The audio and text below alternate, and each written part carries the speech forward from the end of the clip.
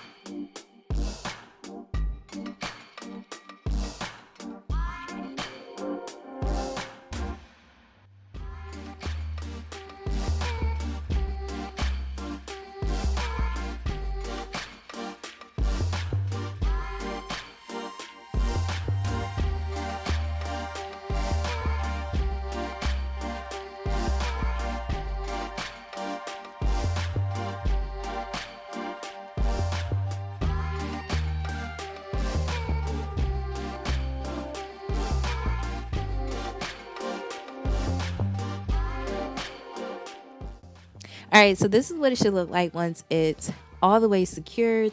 It's not perfect, okay? like I said, this is a lazy girl day.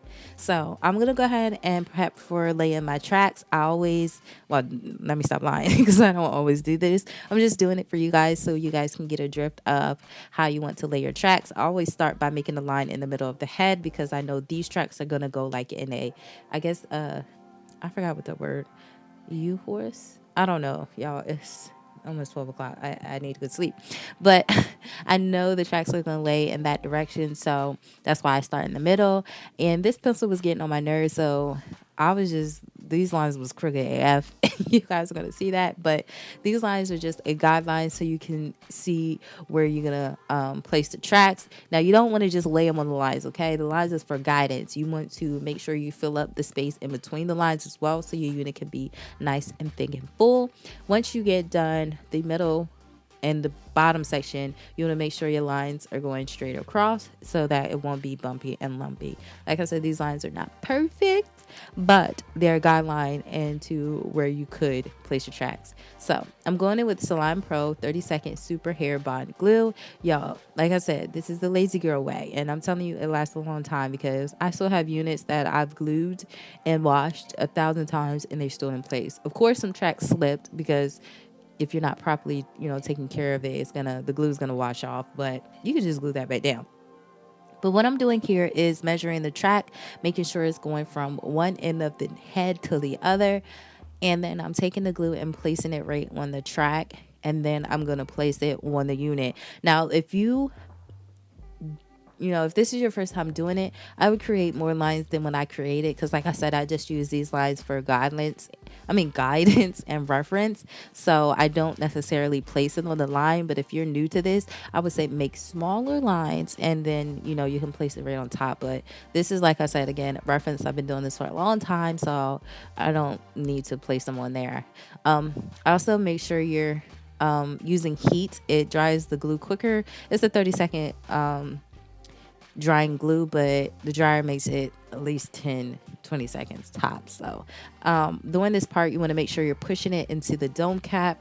I do have saran wrap on my mannequin head, but the glue doesn't even get on there. It's amazing how it doesn't get on the other side, but of course it's a dome cap. It's thicker than just a regular weaving cap. So just continue to push that into the dome cap, and then you can move on to your next section and pretty much following the same step. You want to measure it from the one end of the cap to the next end of the cap, cut off the excess. Once you know that's where it's going to go, then you glue it down. Also, make sure you're leaving a little bit room between laying the tracks. You see that? I'm going to leave a little bit of room so you're not bulking up the tracks. When you put the tracks too close, that's what creates the bumpiness, and it doesn't allow your wig to lay as flat as it could lay. So that was one of my tricks, just to feel it. Make sure it's just feeling nice and flat, not bumpy. Don't stick the tracks on top of each other because it's going to be not cute. So we're going to do that all the way around.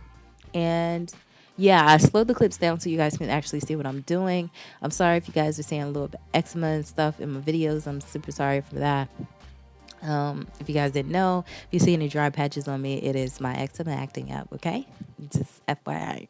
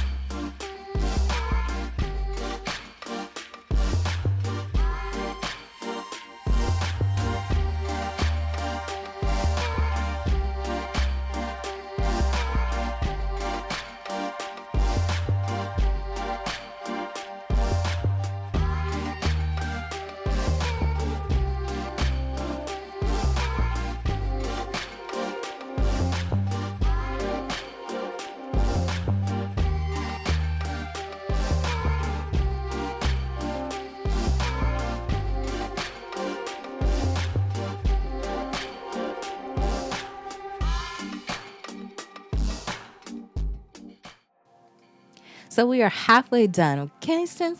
Okay. So once we get towards the top of the head, we're gonna actually change directions and not go in the, the U shape anymore. You're gonna go I don't know how to say it. I guess you could just say go straight across.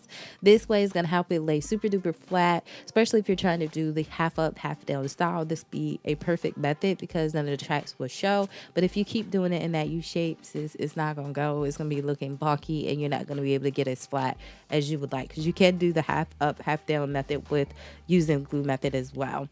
So we're going to continue to do that all over until she is fully complete.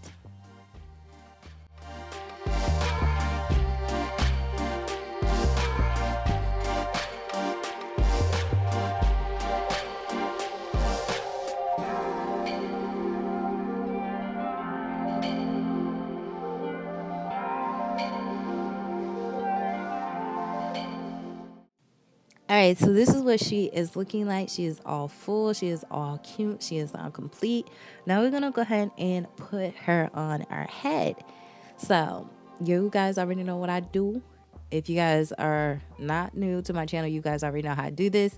I'm going to take some shears and go ahead and cut off the lace first. I switched back to doing it how I normally would do it in the beginning because I don't like the white line that I'll be getting from when I'm, laying down the lace first and then cutting off the excess. So I'm just going to try it this way. Now the lace does look a little bit orangey and gingery. I did use ginger dye to tint the lace, but I actually put too much in there. So it doesn't look that bad far away, but I will use less of the ginger shade next time because it did give off like a orangey, yellowish, goldy color. And like I said, it worked out, but I wouldn't use as much as I did. I low-key OD'd on it. So I'm gonna go ahead and mount this onto my forehead. I'm using my 𝚘𝚘 spray today. This is one of my faves. I've always grab it. And we're just gonna lay this entire unit down.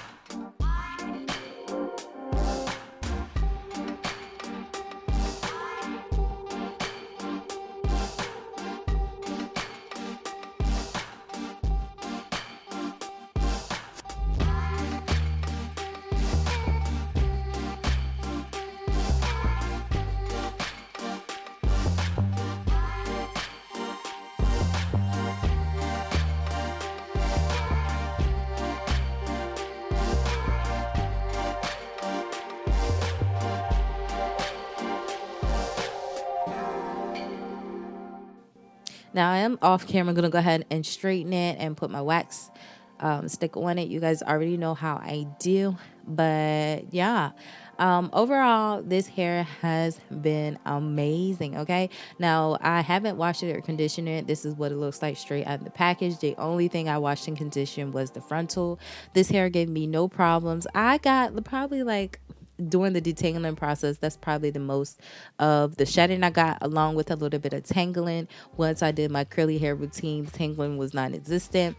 I still continued to get shedding, but it wasn't like dramatic. It was normal shedding that you would get from curly hair. So overall, I'm pretty impressed. I love this method that I create. It actually looks like the unit was, it doesn't look like I created it. It looks like a regular wig. So let me know your thoughts. I do go ahead and add some baby hairs because y'all know I'm just used to them by now. So yeah, so all the information is in the description box in regards to this unit. Let me know what you guys think down in the comment section below.